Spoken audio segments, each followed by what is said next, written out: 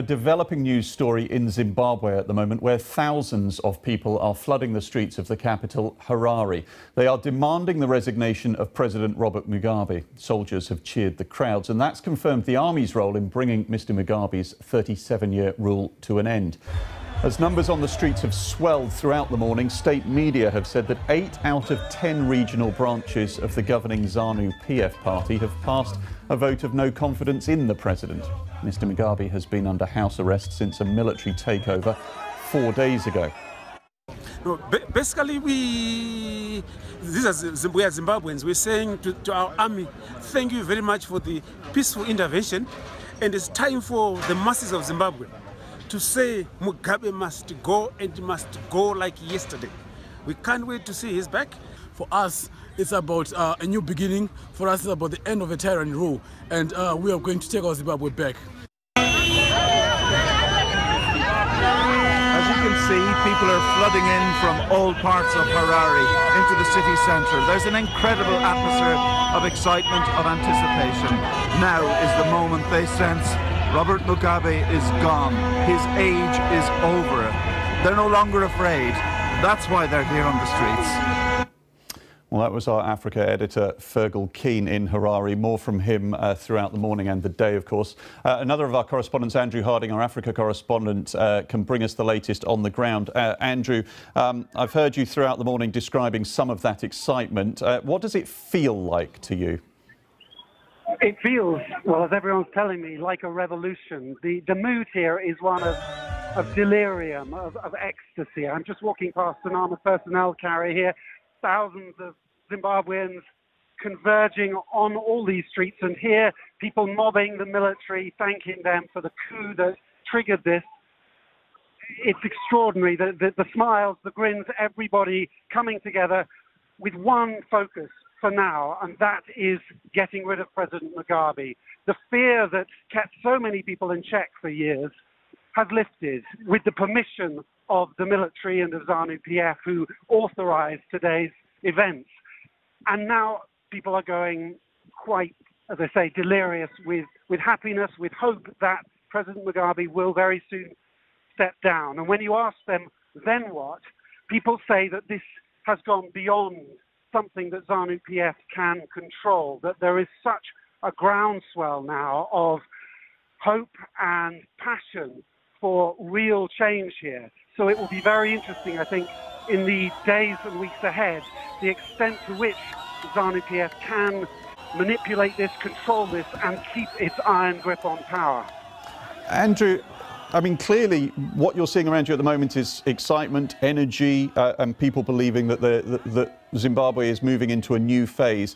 And yet, are there people who are worried about the future of the country? I don't know. Are there people queuing up in shops and stockpiling goods and trying to get money out of banks?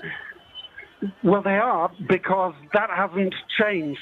The economy is in crisis, unemployment soaring, the currency struggling. Well, it's not Zimbabwe's currency. They use the American dollar here now. And people are still worried. Those queuing outside banks have not stopped queuing. People are experiencing real hardship here. And whether or not ZANU-PF under new leadership or a more inclusive transitional government can change that fast enough to satisfy people remains to be seen. But I think there will now be a grace period for whatever government takes shape here. I think international investors, international governments who have imposed sanctions on President Mugabe and those close to him will now be rushing in here, hoping they can help push Zimbabwe to open up, to improve its economic performance and to change the lives of millions here. All right, well, Andrew Harding on the streets of Harare, we'll leave it with you for now. Let's go live to also to Zimbabwe, where Ben Brown can bring us the latest. And Ben, if we can talk the politics for a moment. We had the number of ZANU-PF parties, regional branches, 8 out of 10 of them, Ben, now saying that they support this move to try and get rid of the president. That's pretty significant.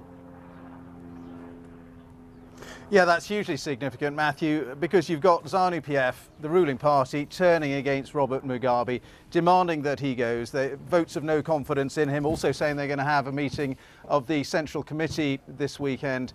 And the point is, if he doesn't resign voluntarily, either in the next few hours or in the next couple of days, there's going to be a move to impeach him. There's talk of impeaching him maybe on Tuesday.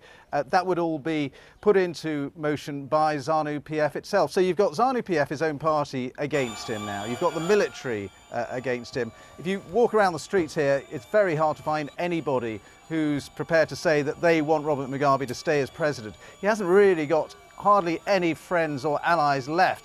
So it must be only a matter of time before he goes.